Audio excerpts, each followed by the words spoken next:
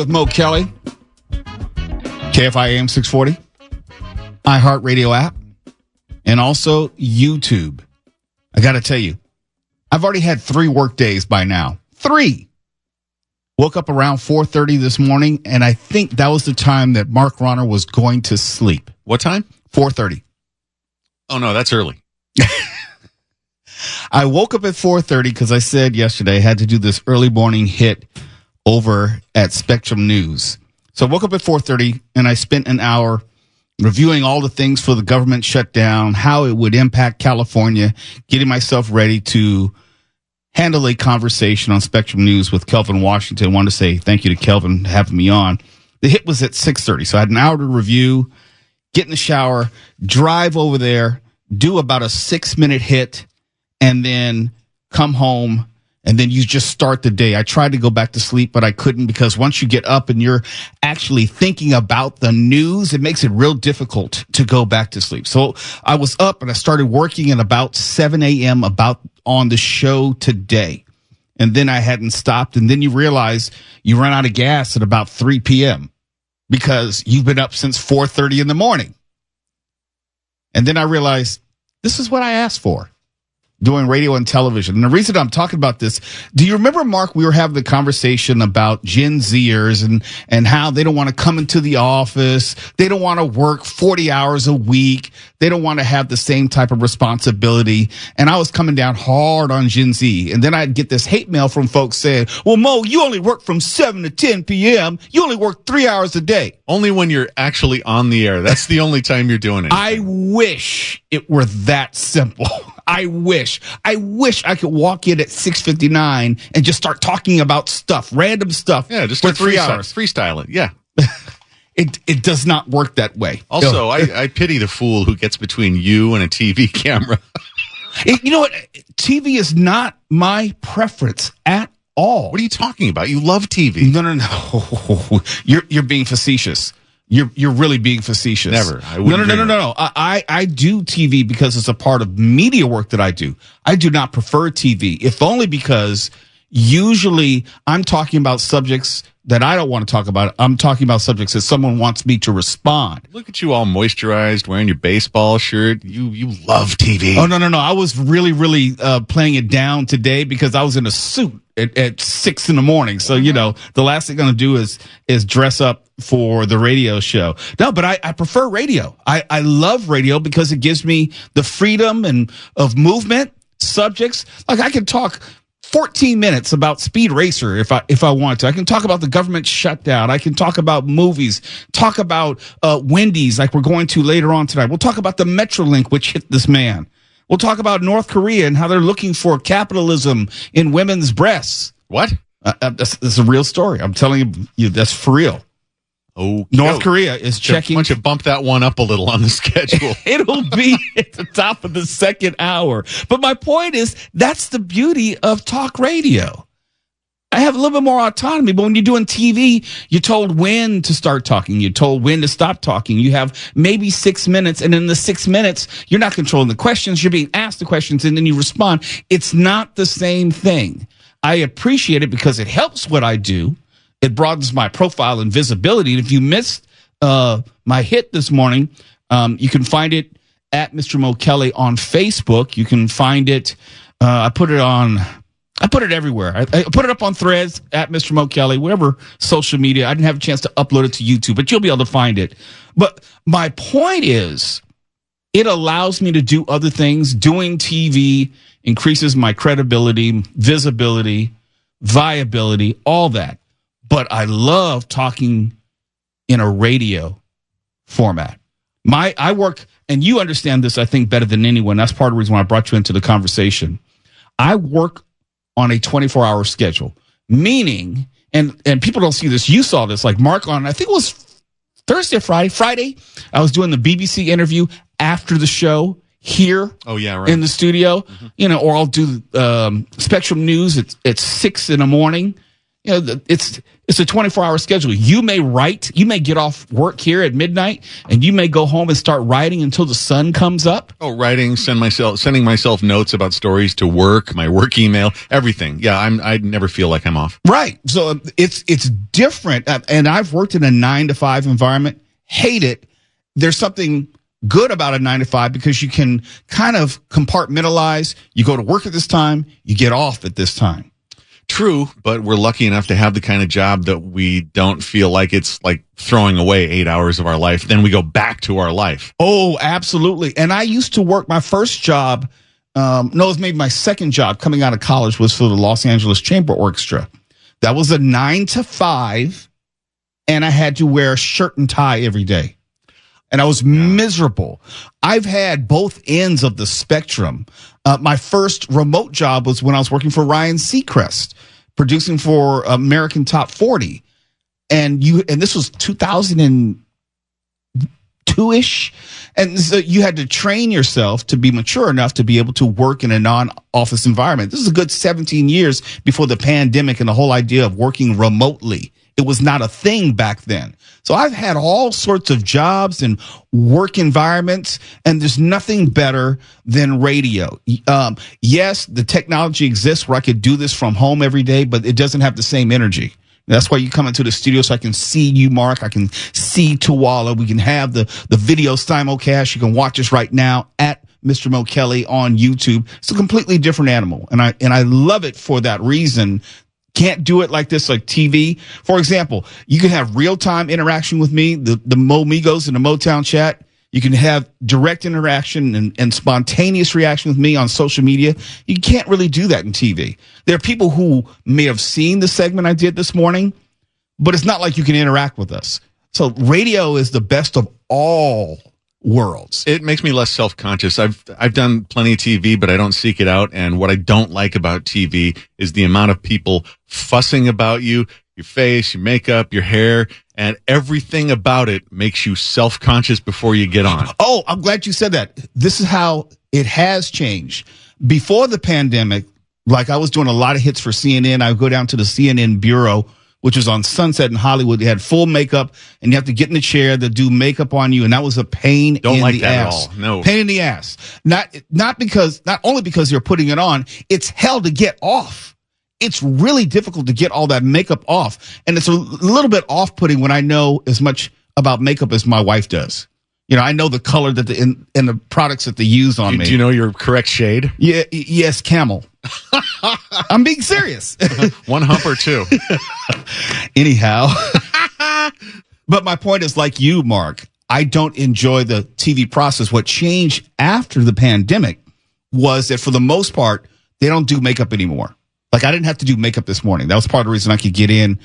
I got it to the TV station around 6:10 and the hit was 6:30. They don't do makeup with the exception of the host anymore. One, because they've cut back on the makeup artists. A lot of those jobs are no longer there, taking you behind the curtain. Mm-hmm. And the anchors and the hosts, they do their own makeup. Oh, really? Yeah. Like our Secretary of War. Exactly. They do their own makeup. Our president. You know, and our vice president. Did you get extra eyeliner? It all applies. Makeup is unisex now. I guess so. So it's not just for the girls, as they say. I guess I got to start jazzing things up in here. But TV has really changed in that regard. Of course, you can do it remotely. You can do it from home. There's not as much makeup involved. But, there's nothing like radio.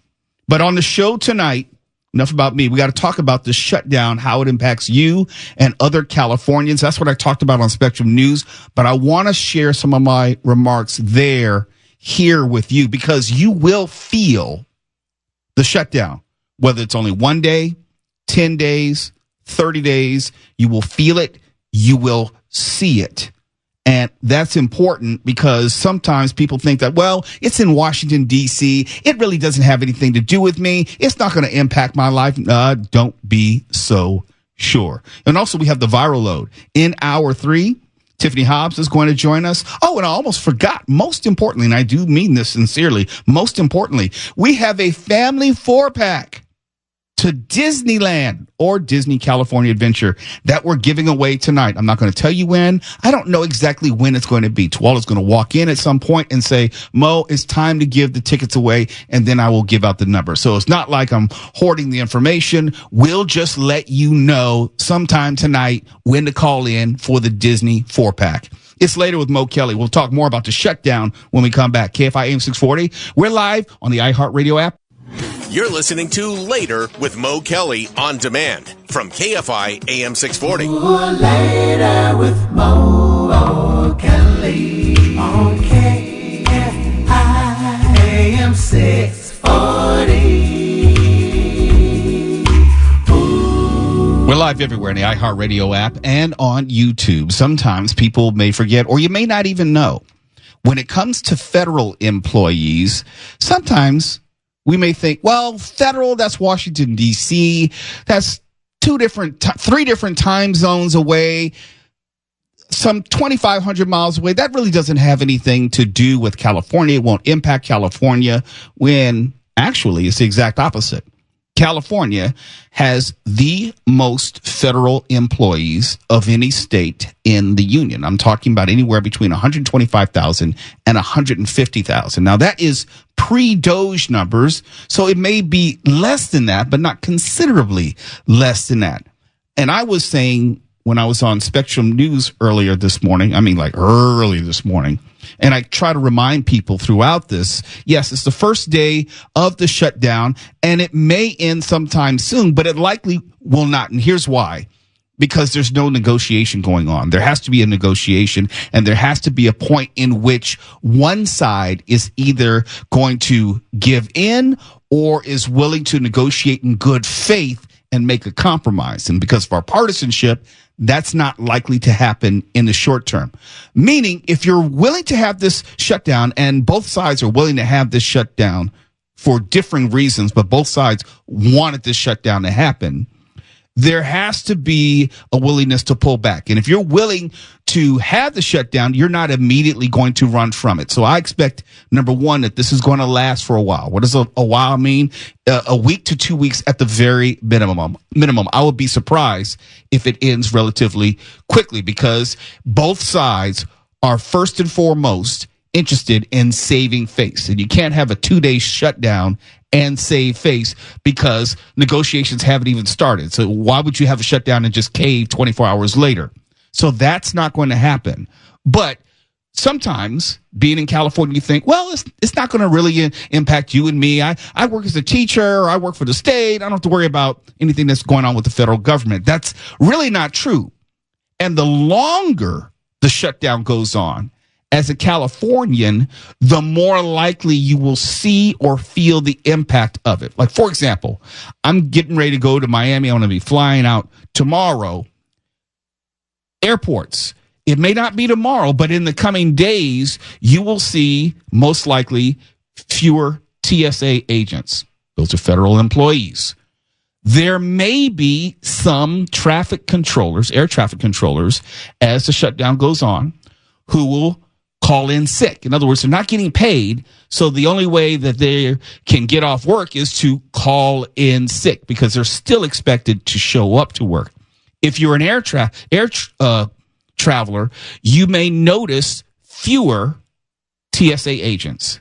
If you're just a flyer, you may notice more flights being canceled if there is a dearth of air traffic controllers. So that's how something that you and me here in California may feel this government shutdown. If you should go to a national park, you will start to notice this government shutdown as time goes on. Now, the parks, as we're told, will still be open, but the maintenance of the parks, like the restrooms, the trash cans, the cleanup, the people who are working in the park, you will not see a lot of those individuals. So if you want to go to a national park, you probably will notice or feel the government shutdown. And just in case you didn't know, of that 125 to 150,000 federal employees that we have here in California, most of them are Department of Defense or Veterans Administration. So if you happen to be a veteran, some of your services may either be slower in delivery. Some of your access may be limited. Like if there's a call center you're calling in, you may not have as many people. It may take longer to get things done, if only because there are certain employees who will be furloughed. I can't give you a specific amount, but I know that since we're here in California and we have a high number of federal employees, and they're specifically Department of Defense and Veterans Affairs, then you would be more likely, if you are a veteran, you are more likely to feel it or experience the effects of this government shutdown. As far as what we know about the mail, United States Postal Service, we're being told, and I say we're being told because if a government shutdown should be extended in nature, let's say more than a month, then you probably will have to include the post office here, where we're being told that there won't be any interruption to mail service. That doesn't necessarily mean that it will not be hindered in some way. It doesn't mean that they will have the full complement of employees and letter carriers throughout the shutdown. It does not mean that your packages and letters will be delivered as quickly as you're accustomed to when there's just normal business and the government is fully operational. And that's just some of the things that you may see and feel here in California, that even though we may be thousands of miles away from Washington, D.C. and the quote unquote federal government, you may feel it. Let's say, for example, that you were on a federal grand jury. I served on a federal grand jury for 4 months. Or you work in a federal court, so you have federal business in a court. That might be impacted. You might be impacted. The court schedule may be delayed. If you're calling in as a juror, all of that, you may be excused because there will be fewer employees for the federal courts as time goes on. Now, you may not notice it today or even on Monday, but with each passing day, it will become more apparent for you as a Californian that the government shutdown will touch you in some way. And one other thing that I was asked when I was on Spectrum was like, who is going to get the blame or who's going to win this shutdown? And I will say this again, and I said it this morning, I think people are looking at this the wrong way. It's not about who gets the blame. That's what politicians do. The Republicans will blame the Democrats and the Democrats will blame the Republicans. My thing is, regardless of however long this shutdown lasts, it is not going to be determinative when it comes to the midterms, because when you're talking about blame, you're thinking about how voters will respond to it, given the blame, air quotes, come the midterms. Midterms are 13 months away. Anything that's happening right now is not going to have any impact on the midterms. Why? Because we're going to have 500,000 different emergencies and cataclysmic disasters between now and then, which is either going to dwarf what is happening right now or is going to make us forget about what is happening right now, no matter what. For example, if the jobs report gets increasingly worse between now and the midterms, that will have a much more of an impact than the government shutdown. If inflation should increase between now and then, that's going to have more of an impact than the government shutdown. And it doesn't matter who you blame. People are notoriously subject to recency bias. If it's bad news more recently, that's going to weigh more heavily than the government shutdown, which would have then been 13 months prior.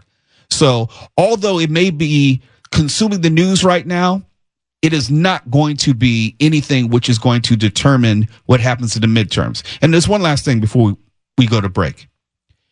The midterms are about Congress. It's not about the president, largely because there's not a presidential election during the midterms. Now, the president's policies may be on the ballot, but not the actual president. So in other words, we know in non-presidential elections, turnout is down. And we know that by and large, people hate Congress. When I say hate, it has the lowest approval rating in decades. But people also, by and large, love their congressperson. Hate Congress, the body, love their individual congressperson, meaning that about 75 to 80% of incumbents usually will retain their seat during the midterms, which means nothing happening right now will have much of an impact on what happens then. It's Later with Mo Kelly, KFI AM 640. We're live on YouTube and the iHeartRadio app. Come join us for the video simulcast on YouTube at Mr. Mo Kelly, MrMokelly. On the other side of the break, we'll talk about this Metrolink train. I didn't say Metro, I said Metrolink train, which hit someone today. We'll tell you what happened, why it happened, and the end result.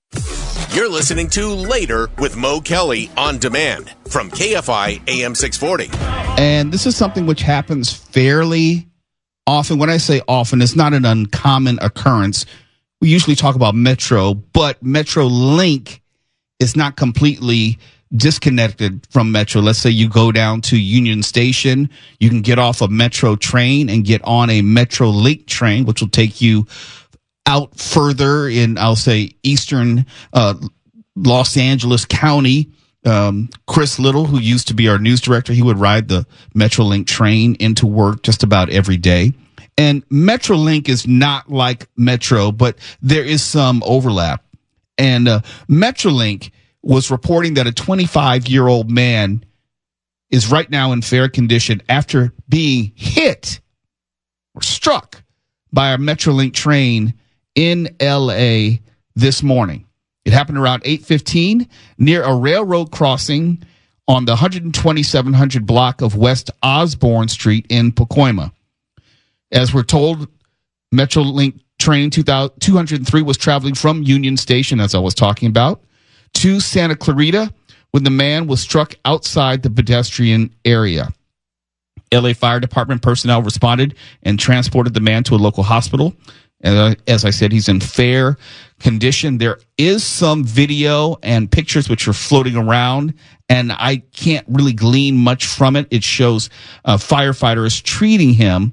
And all I can do is speak from personal experience riding Metro. I've been on Metrolink a few times. When we go to Comic-Con in San Diego, we would take a Metrolink train. And so I kind of know how it goes.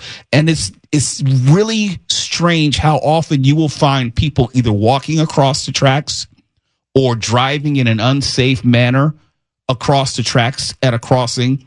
And it always boggles my mind. Now, I don't know why this man was near the tracks, on the tracks, was in a place in which he could be struck.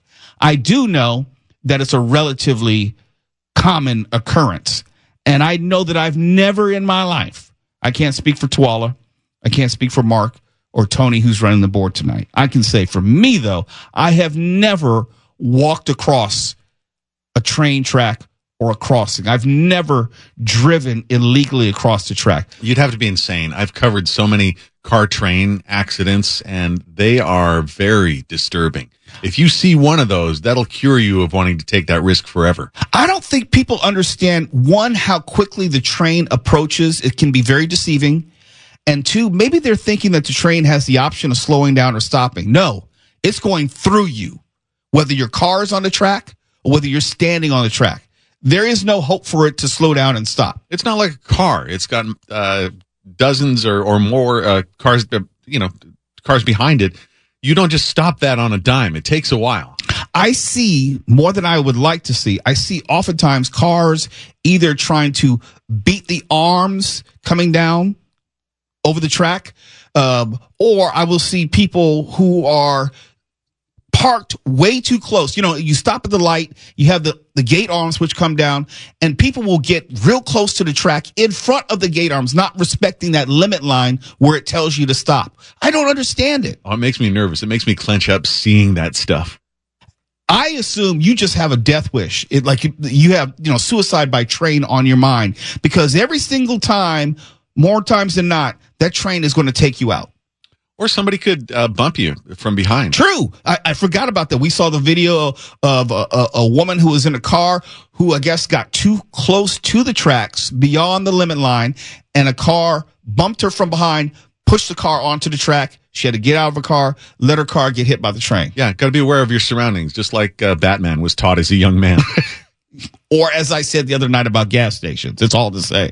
But, it's something that seems like it happens more in California than other places. I know it's anecdotal, but I don't see these stories, these types of stories in other locations with the same amount of frequency. Try to put it in perspective. Nothing that you're doing. If you're in labor, You have the time to let the train pass. Always, you have the time. And I know you don't want to wait the extra 5 to 10 minutes if it's a long train. And when I was living in the Harbor City, Torrance area, they have a lot of tracks there and they're active. In other words, you will have a train come by just about every day. Where I'm living now in LA, there's a prominent train track not far from my house. Trains come by every single day. And oftentimes I will see people do really stupid and dangerous stuff because they don't want to wait 4 to 5 minutes. One of the last ones I covered when I was a reporter in Indiana was a young woman in a car who thought she could beat one train, but didn't see there was also one coming from the other direction. Yeah. And I'm not exaggerating this at all. She was balled up in her car, the metal balled up, and the conductor of the train just watched her turned into raspberry jelly in this little metal ball that was formed between the two trains. It's one of the most horrifying things I've ever seen. When you are in driver's training, did they ever show you this video called Red Asphalt? Not only that, you can get those from an outfit called Something Weird Video, Traffic Safety Scare Films, and those things are hardcore. They were hardcore in the 1980s, okay? I can only imagine with the amount of cameras and video floating around on social media now, what a similar compilation would be now. Like, did you see the really gory ones? Yes. Like with real life footage? Yes. That stuff is traumatizing. Yes, and we had it as a part of driver's training to scare us straight, basically, to let us know the reality of dangerous or reckless driving, how it usually ends up, because this was also at the beginning of the video game era. So they wanted to make sure that we understood the difference between reality and the fantasy of video games. And they showed what happened to cars crossing train tracks or high-speed accidents. I feel like there's a Frogger analogy in here somewhere. It's implied. Yeah. It's implied. But, you know, it seems like we've gotten away from that. I don't know if they still teach that in driver's education, driver's training. I don't know. Maybe it's too triggering. Who knows? We had to watch it, and it was really, it was gory, and it was scary in a way that you just didn't get in media back then. You're seeing actual death and dismemberment, blood everywhere, to let you know that this is a likely possibility of you driving unsafely. There's a little bit of tough love. I still have the images of some of those things that I saw that I won't even say on the air because they're just disgusting. I can only imagine, especially when you're covering it with any consistency. Oh, yeah. Trust me, it will cure you of being a thrill seeker, in that respect at least. And I did a lot of stupid things when I was driving in my early 20s. Not proud of it, but I'm self-aware. We didn't play with train tracks ever for that reason. There's one I'll tell you off the air which will make your jaw drop. Ooh. You're not going to be able to focus on anything for the rest of the night. Tell me at the end of the show. Yeah. It's Later with Mo Kelly. We're going to talk Wendy's when we come back. They have some upgraded chicken tenders we have to tell you about, and some new dipping sauces. We had Burger King last night. It's Wendy's tonight. What? Well, we don't have it. Just for you. We're just going to be talking about it. Okay. Well, we didn't get the hookup tonight. You're listening to Later with Mo Kelly on demand from KFI AM 640. It's Later with Mo Kelly. KFI, iHeart, YouTube.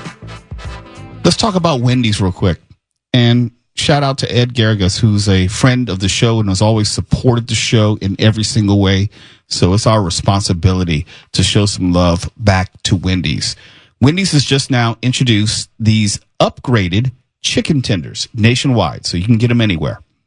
And they have 6 new dipping sauces. I'm a creature of habit. All I need is honey mustard. That's it. I don't care what else they have. Don't try to disagree with me, Mark. I thought you didn't like the sweet and savory mixed. Honey mustard.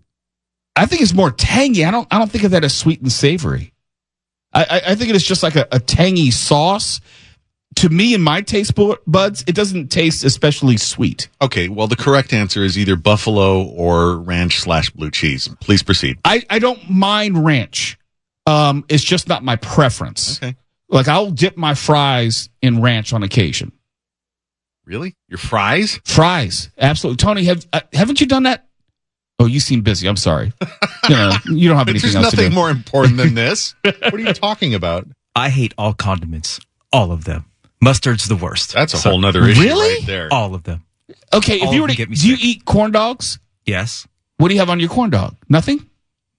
The corn dog. You don't just put No those relish? down dry. Ooh. No mustard? Oh my gosh. Oh, just the smell of mustard and I'm out. It's better than ketchup, that's for sure. Oh, God. It's that too.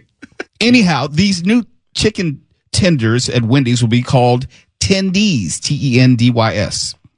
And they're seasoned, crispy breading, and all white meat chicken.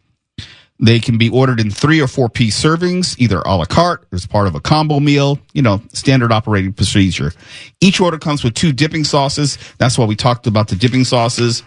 Me, all I need is honey mustard. That's one of the options. They have honey barbecue. I don't think I would like that. Ugh. Mark, they have creamy ranch. They have scorching hot, which is creamy hot sauce with a slow building heat. Oh, I do that one.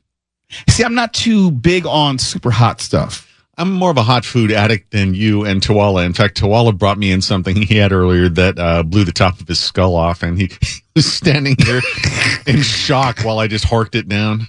They have sweet chili, which is a sweet, tangy blend with sriracha, garlic, and ginger. That doesn't sound appetizing. It's not something I would try, put it that way. Oh, that sounds good. And there's the Wendy signature, which is creamy sauce with hints of black pepper and hot sauce. Yeah, honey mustard is the only way to go. I don't even know what that last one would taste like. Black pepper and hot sauce? I don't know. Like a real spicy hot sauce. I'm Just thinking. like whatever was left in the cupboard, just throw it in there. Hey, no disrespect to Wendy. So sometimes I think they're just throwing stuff together and see what comes out. Well, not only no disrespect to them, but I think it would be enjoyable if we had some of their delicious food here right now. Yes. Twala, go call Ed and see if he can bring some food over before the show's over. Got to hurry up. It's 8:00. The tenders are going to come in new tendies, will come in new packaging designed for dunking. And are you a single or double dunker, Mark? Well, listen, it's got to be your own sauce. You don't, if you're sharing with somebody, No. you I'm never saying, double dip. It's not even double dipping. I'm saying I don't do it for every bite. I only do it for the first bite. That's very ascetic of you. No, because I don't want it to overpower the food. I don't want it to. I just want a hint of the honey mustard. I don't want to bathe it in honey mustard. No. You need the lube on each bite. Did you say the lube? Yes, you need the lube. Wendy's previously offered chicken tenders back in 2007, 2017, and 2019, and now they're back upgraded for 2025. And if you have noticed, as part of a trend in fast food, McDonald's and Taco Bell, they've made other similar menu moves. So chicken tenders might be the new. Remember the chicken sandwich fight they had about maybe 5-6 years ago?